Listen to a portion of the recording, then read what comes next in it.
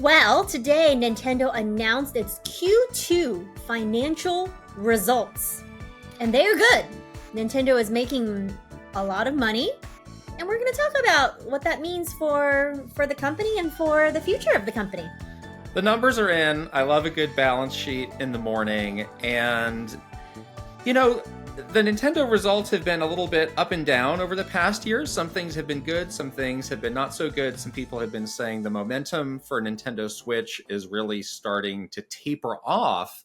But I think these latest Q2 results tell a bit of a different story and maybe a change in the trajectory of Nintendo Switch and just a really strong result overall for the company. So, they did report, in addition to the quarterly results, a 6-month result. So they said 21% rise in revenue and profit jumped 17%. And they also put out this fact saying that the sales in the first half of the fiscal year were the largest since the launch of Nintendo Switch, was a factoid that really surprised me. Yeah, I mean, to think about, where we are in the Nintendo Switch life cycle over 7 years, and the latest first half of this fiscal was the largest, just shows the power of the install base of Switch and how many people are still really interested and like really engaged with all things Nintendo. So really impressive to have that fact. So they've gone so far as to raise their full year forecast. They previously said it would be 340 billion yen. Now they're saying 420 billion. Woo! We know, so we worked at Nintendo for over 10 years each. We know that the kind of financial game is really one of managing expectations. People want to hear you say, I beat the forecast. Right. No one wants to hear you say you fell short of the forecast. So it like, in a way, like, it matters less what the forecast is, and just that you can say, I beat it. Like that is significant and meaningful. So for them to say, yeah, we're actually doing so well that we're going to raise it, and we feel confident that by the end of the fiscal year, we're going to say we beat that, is really notable. And I had a little chuckle for sure, because we've always joked around about how at Nintendo, you never like reach your forecast goal. When we were launching games, even like the biggest games, Breath of the Wild, Super Mario Odyssey, you name it, Smash, we would very, very much beat the forecast or meet the forecast. And then they're like, oh, you thought that was the forecast? Just kidding. We're moving it up. And so I had a little internal laugh when they moved their already pretty aggressive forecast from 340 billion yen to 420 billion yen. So that's pretty crazy. And yeah, Nintendo's fiscal year ends at the end of March 2024. So that means they will have like this holiday season, which we know will be pretty massive for them, especially with all the Mario games, and then the beginning of next year as well. So I think they're going to do it. Yeah, they put out this chart detailing the changes year over year for the first half of last fiscal year and this one, so we can go through some of those facts and figures. So hardware overall was up 2%. The base Nintendo Switch system, the one that is a bit older and frankly a bit harder to find now, is down 44%. But Nintendo Switch OLED is up 32%. So right. That's a great jump, as that becomes the more kind of standard default system that's out there and that people are getting. Switch Lite's down about 2%. That's relatively flat. I wouldn't read too much into that. And then software is up 2%. Notable, I think a couple reasons for this. This is still very much in the halo effect of the Mario movie. So I think there's just that general broad excitement for Nintendo overall that was happening in the market in this time frame that certainly had an impact. I think you also, we're all just living in this incredible 2023 where every week there's some amazing new game, and Nintendo has been a major part of that, releasing so many great games. I think it's a proof point, even if you have an aging piece of hardware, if you have this great software, this slate of software, people will still come back and people will buy that software, and you can still win over people who, again, 7 years later have waited to buy the hardware. So Nintendo has said for a long time that they want to sort of rewrite the rules of the hardware generational shift and extend the life cycle of Nintendo Switch. We always ask, how much more can they do this? They are squeezing every last bit of what they can out of the Nintendo Switch, which is remarkable. Yeah, it's absolutely remarkable, and something that we worked on a lot when we were at Nintendo was this idea of how to have this kind of longevity, not only with the hardware but also with the software as well. Like I think Mario Kart 8 Deluxe is just like a shiny example of that. Like they've done such a good job. This is a game that was like a port basically, and it's continuously on the top best-selling list every time they share their financials. It's up there. They've done a great job sustaining interest for that game through all of the DLC packs.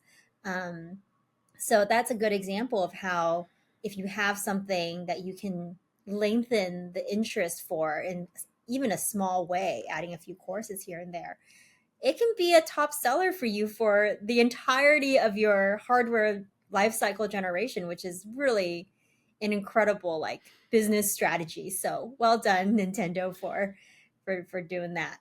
They have also put out some updated numbers on software. And there are two that really stand out there, games that were released in this first half of the year period. So Zelda Tears of the Kingdom is at 19.5 million. So right a hair under that big 20 million mark. It could get there any day with the holidays right around the corner. And then I think perhaps, maybe even more notably for Nintendo fans, Pikmin 4 is now the highest selling game in the series for the Pikmin series, some 20 years after it first came out on the GameCube, 2.61. I believe Pikmin 3 Deluxe was the previous holder of that record. So, it's not the crazy double-digit million number that you see for a lot of these games that pop on Switch when they kind of make their debut on the system, but it does point to a positive upward trend for that series. I'm sure Mr. Miyamoto's having a big smile of things are happening in the world of Pikmin. That's a game that I think I'm expecting to see on a lot of top 10 lists as we get close to the end of the year. Might be on mine. I'm just just putting that out there. I don't know. I haven't made the list, but really a positive indicator that new games on the Switch continue to sell really well. And that was always the mantra. Software sells hardware, and we're continuing to see that be true. Yeah, and I'm glad for the Pikmin fans. I think this means that there's going to be more Pikmin hopefully in the future because the sales for this one was the best yet. So there is, an audience there. There is a fan base there that are buying these games. So that's really exciting that there's still, new entries that can be interesting and could be good sellers as well.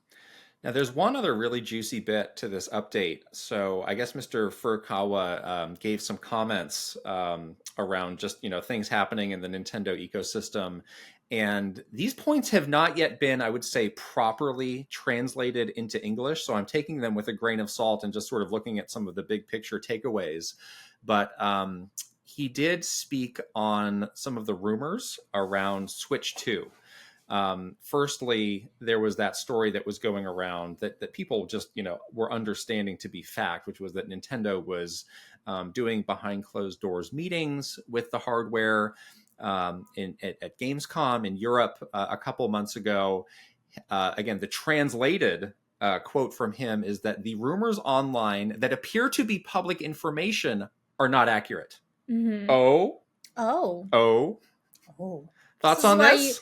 This is why you always have to, take any kind of rumor with a grain of salt.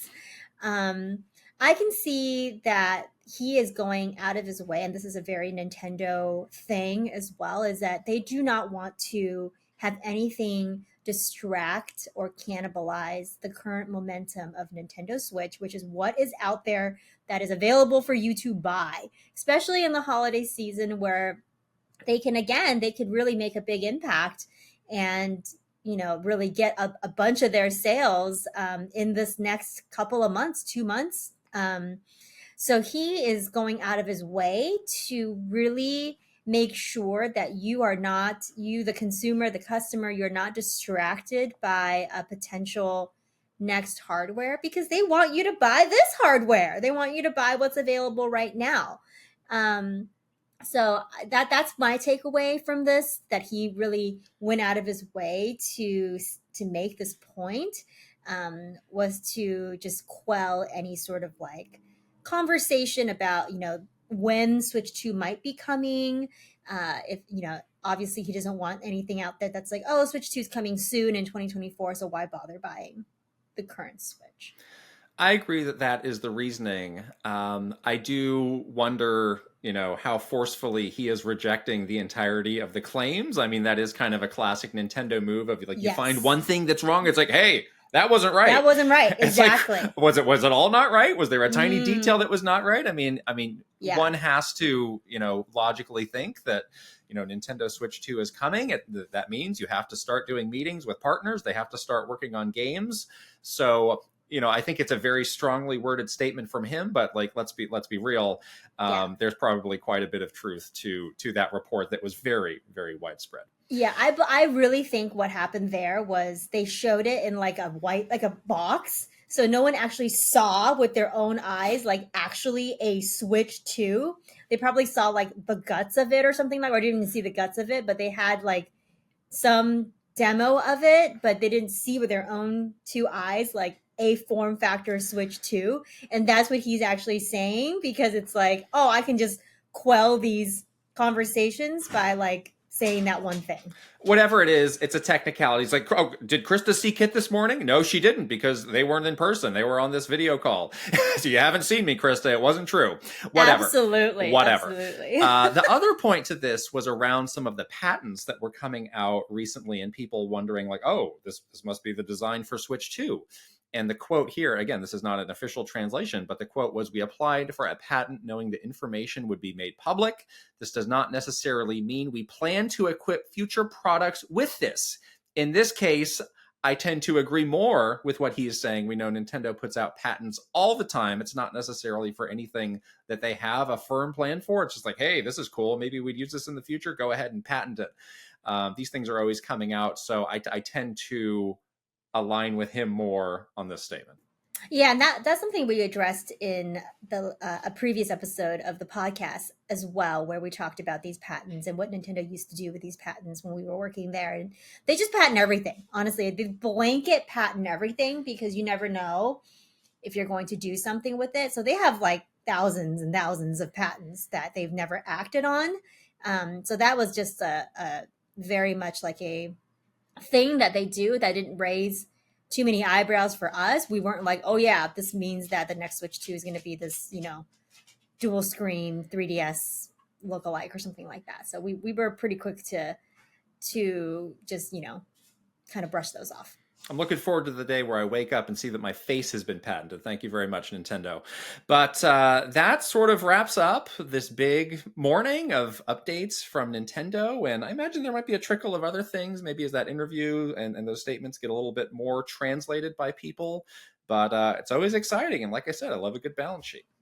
There you go. Your numbers, the stonks. Crunched. We've explained it to you. Love to hear your thoughts on what this means for Nintendo. Are you excited about Nintendo's future? Tell us in the comments below, and we will talk to you later. Bye. Bye.